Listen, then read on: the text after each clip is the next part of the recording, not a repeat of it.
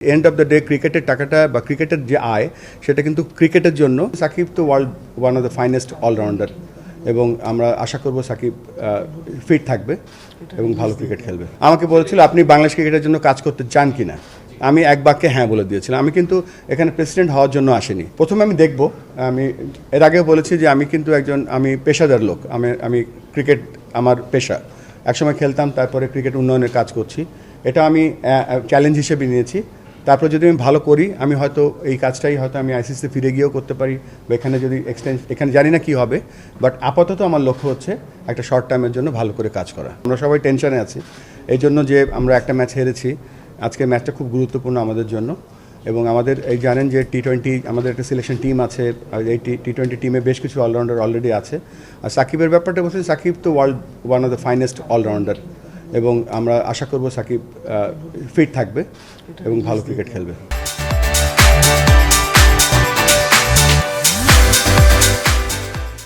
উপদেষ্টার কলের সাথে তো এটার কোনো সম্পর্ক নেই, উপদেষ্টা তো সিলেক্টর না।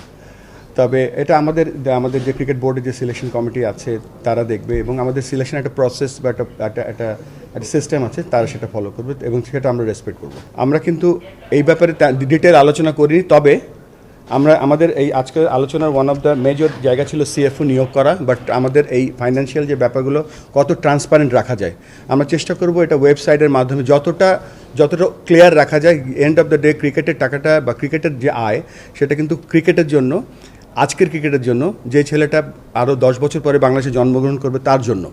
সো অবশ্যই এই টাকা এই যে ফান্ডগুলো আছে সেগুলো কীভাবে আমরা আরও বেটারভাবে এবং বেটার ওয়েতে আমরা ইউজ করতে পারি, বা আমরা এমন একটা জায়গায় এটা ব্যবহার করতে চাই, বা আমরা কন্টিনিউ করতে চাই, বা বলতে পারেন যে আমরা আরও ডিটেল জানতে চাই, তখন আমরা এটা নিয়ে কাজ করতে পারবো। তারপর এন্ড অফ দ্য ডে অবশ্যই আমরা এটা ইনভেস্টিগেট করব। আমার সাথে আমাদের মাননীয় উপদেষ্টার প্রেসিডেন্ট হওয়া নিয়েও কথা হচ্ছিল না। আমাকে বলেছিল আপনি বাংলাদেশ ক্রিকেটের জন্য কাজ করতে চান কিনা, আমি এক বাক্যে হ্যাঁ বলে দিয়েছিলাম। আমি কিন্তু এখানে প্রেসিডেন্ট হওয়ার জন্য আসিনি। তো এটা পরিক্রমার মাধ্যমে আপনি বলেছেন আগে, এটা হয়ে গিয়েছে। তো আমি বাংলাদেশ ক্রিকেটকে সার্ভ করতে চাই, এখন যেই জায়গাটায় আছি সেই জায়গাটাকে সার্ভ করতে চাই। তবে এটা ঠিক, আমার সাথে কখনো কারো বাংলাদেশ ক্রিকেট বোর্ডের কোনো স্টেক হোল্ডারের সাথে সিইও নিয়ে বা কোনো নাম্বার নিয়ে কথা হয়নি। আমাকে একটা সাংবাদিক কালকে বলেছে আপনি সবথেকে গরিব প্রেসিডেন্ট যতগুলো প্রেসিডেন্ট বাংলাদেশে এসছে। আমার এই মুহূর্তে আমার কাছে কিছু নেই, আমি ওইভাবে কিছু করিও না। I try to live a very simple life, এবং চেষ্টা করবো যে সেই কাজটা ফোকাস করার জন্য, not to do other things. Thank you. Facility নিয়ে অবশ্যই মাহবুব ভাই বলতে পারে আমার থেকে বেটার। তবে যেই ক্রিকেট উন্নয়নের কথা যেটা দেব ভাই বললেন, আমাদের কিন্তু প্রায়োরিটির নাম্বার 1 হচ্ছে দেশের ক্রিকেট ছড়িয়ে দেওয়া। আমরা অনেক বছর ধরে আমরা বলে চলেছি যে বাংলাদেশের, আমরা জানেন 2000 সালে যখন আমরা টেস্ট স্ট্যাটাস পাই তখন আমরা প্রমিস করেছিলাম আইসিসির কাছে, আমাদের যে পেপারটা ছিল যেখানে বাংলাদেশ ক্রিকেটের আমরা ডিসেন্ট্রালাইজ করব বা আমাদের রিজিওনাল ক্রিকেট বডি হবে। সো সেটার একটা প্রধান কাজ আমরা এবার করব এবং করে দিতে চাই।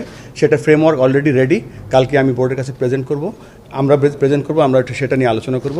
সেই জায়গাটায় 3টা ক্রিটিক্যাল সাকসেস ফ্যাক্টর থাকবে। একটা হচ্ছে যে আমাদের country wide robust coaching system থাকবে, সব জায়গায় কোচ থাকবে, যাতে কোচের চোখ আর একটা সাধারণ মানুষের চোখ এক নয়। সো আমরা সেটা চেষ্টা করব সব জায়গায়, এবং ট্যালেন্ট আইডেন্টিফিকেশন করব।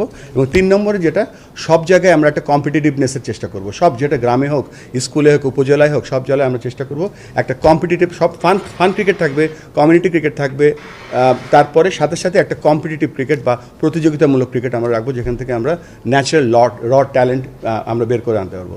সেটা হবে আমাদের মানে টার্গেট নাম্বার 1।